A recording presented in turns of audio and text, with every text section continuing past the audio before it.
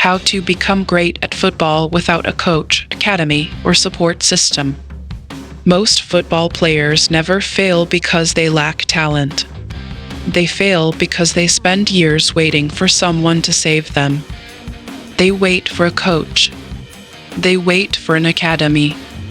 They wait for better teammates. They wait for better facilities. They wait for an opportunity. And while they're waiting, someone else is improving. Here's the uncomfortable truth. Some of the most dangerous footballers in the world were forced to become their own coach long before anyone believed in them. Because when nobody is guiding you, every mistake teaches you something. When nobody is watching, discipline becomes your advantage. And when nobody expects anything from you, you become free to improve faster than everyone who depends on external motivation. So if you're training alone, if you don't have academy-level resources, if your coaches aren't helping, or if you feel like everyone else has a better situation than you, this video might completely change how you think about football development. Because today, I'm going to show you the blueprint self-made players use to become elite without waiting for permission. And the first lesson is probably the biggest mistake you're making right now. Most players believe improvement comes from access. Access to coaches. Access to facilities. Access to elite training environments. But that's not what separates good players from great players. Because if access alone created elite footballers, every academy player would become professional. And we know that's not true. The real difference isn't access. It's ownership.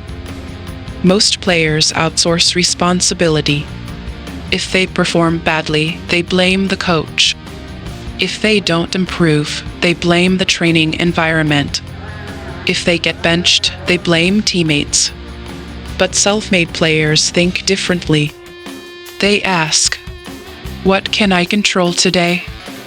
That single question changes everything. Because once you stop focusing on what you don't have, you start maximizing what you do have. And that's where real development begins. Here's the deeper reason many players stay stuck. They confuse activity with progress. They train. They run.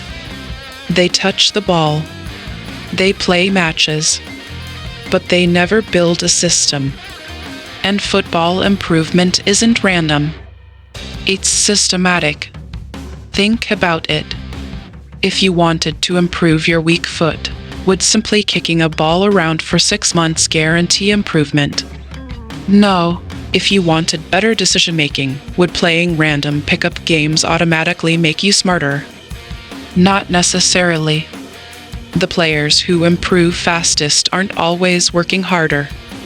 They're working with feedback. That's the hidden advantage most players never develop.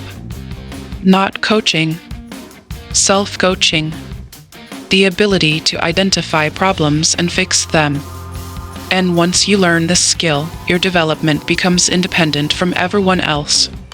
Let's break down exactly how. Lesson 1. Become your own scout. Most footballers have no idea what their actual weaknesses are. They train based on what feels important, not what actually limits performance. Self-made players do the opposite. They become obsessed with finding weaknesses. After every match, ask yourself 3 questions. What did I do well? What mistakes kept repeating?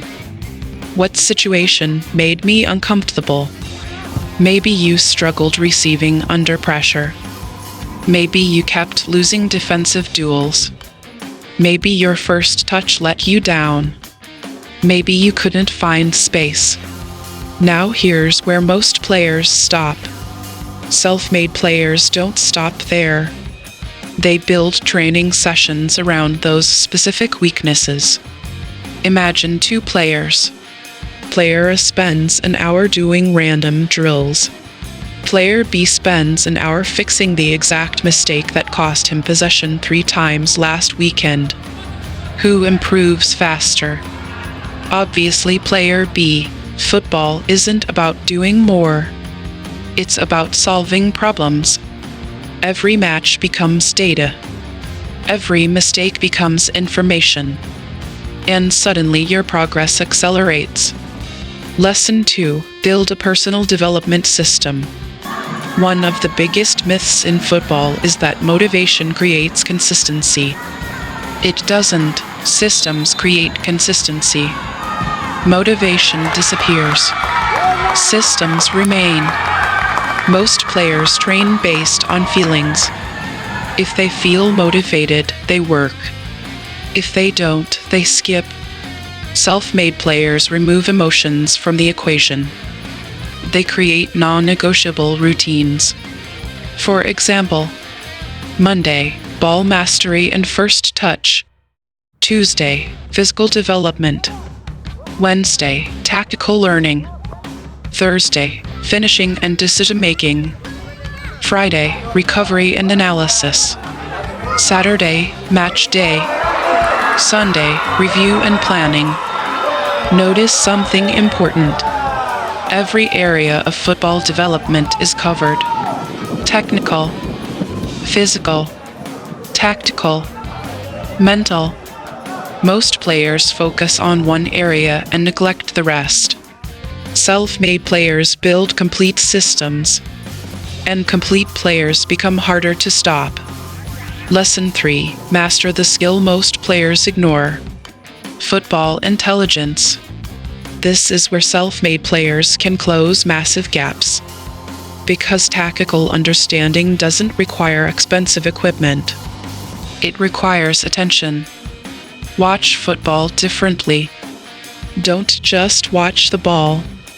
Watch movement. Watch positioning. Watch scanning. Watch how elite players create space before receiving. Pause matches. Study situations. Ask questions. Why did that midfielder move there? Why did that winger make that run? Why did that defender step forward? Most players consume football. Self-made players study football. And here's why this matters. A player with average athleticism and elite decision-making often outperforms a player with superior physical tools. Because football happens in the brain before it happens in the feet. The game rewards anticipation. The game rewards awareness. The game rewards understanding. And all of those can be developed without a coach standing next to you. Lesson 4. Create pressure when training alone. Here's a problem almost nobody talks about. Solo training is comfortable. Matches aren't. You can look amazing when nobody is pressuring you. Then struggle during games. Why? Because your training environment never prepared you for match pressure. Self-made players solve this by creating artificial pressure. Set challenges. Use timers. Track scores. Track mistakes. Create consequences. For example, can you complete 50 one-touch passes against a wall without losing control? Can you hit specific targets 10 times in a row? Can you finish a technical circuit before the timer expires? Now your brain feels pressure. Focus increases. Intensity rises. Training becomes more realistic. And realistic training transfers into matches. The goal isn't perfect practice. The goal is pressure-tested practice. Because football isn't played in ideal conditions. It's played under stress. Lesson 5. Develop an unfair mental advantage. Most players underestimate how much psychology affects performance. Confidence isn't magic. It's evidence. The more promises you keep to yourself, the more confidence you build. Think about it. If you tell yourself you'll train and then skip, what happens? Trust decreases. But if you train consistently for months, trust increases. Self-belief grows. Confidence becomes earned. This is why self-made players often develop incredible resilience. They've learned how to continue when nobody is watching, when nobody is praising them, when nobody is rewarding them. And that creates a powerful mindset. Because football careers are full of setbacks, bad performances, rejections, benchings, failures. The players who survive aren't always the most talented. They're the ones who keep moving forward when things aren't going well. And resilience can be trained. Just like passing, just like shooting, just like dribbling. So, what does this actually look like in real life? Let's imagine you're a 17-year-old player with no academy, no private coach, and limited resources. Here's what your week could look like. After every match, write down 3 recurring mistakes. Choose one mistake to attack that week. Build training sessions around it. Study 20 minutes of football with full attention.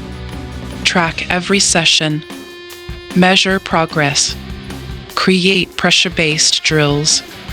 Review performance every Sunday. Repeat. Simple. Not easy, but simple. And here's what happens over time. Week by week, the gap starts growing. Not between you and professional players, between you and average players. Because average players react. Self-made players adapt. Average players hope.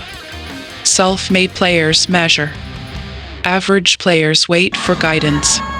Self-made players create guidance. And that's when things start changing. Not overnight. Not in a month.